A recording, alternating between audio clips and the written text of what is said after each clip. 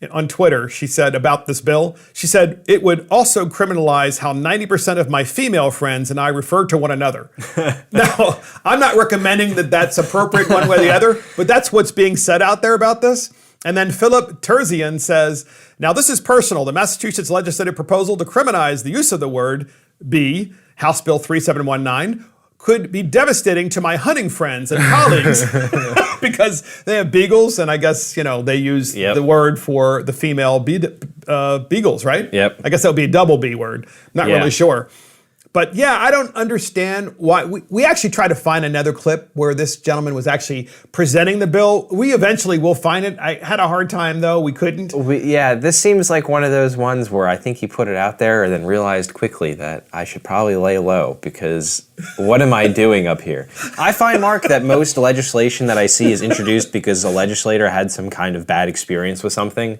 And I just want to know what inspired him. Why? Yes, exactly. Why? Did somebody call him a B word one day and he said, you know what, I'm going to get ultimate revenge. Is I'm he going to pass battered? a law. Maybe he's a battered man. I'm not really sure. Who knows? And someone's calling him these names. I don't know either, but all I know is as a legislator, sometimes you see these stupid bills, but this has to be one of the dumber ones I've ever seen. There's a lot of ones, Mark, that we talk about, and I think it's about a point of ideological contention. But yes. This is one of the ones where I was just like, this is stupid. Yes. It's just dumb.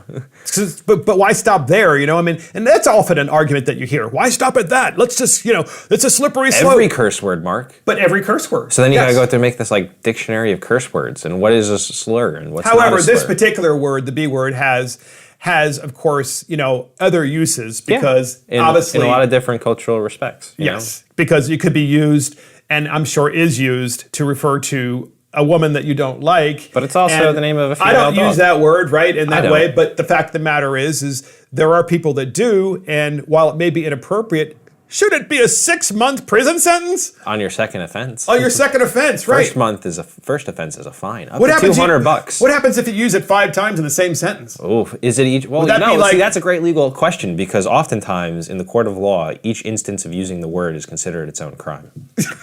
So 5 times would be 6 times 5. That would be 30 months in prison. Yeah, that would be for the word. Yep. Incredible. Well, way to go, Representative Daniel J. Hunt. What a stupid bill. You win the dumbest bill in America. Oh, yeah.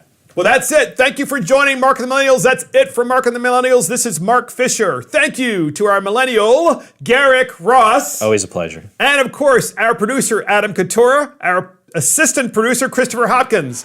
Check us out on iTunes, Spotify, YouTube, Facebook, Twitter, and our website. See you next time.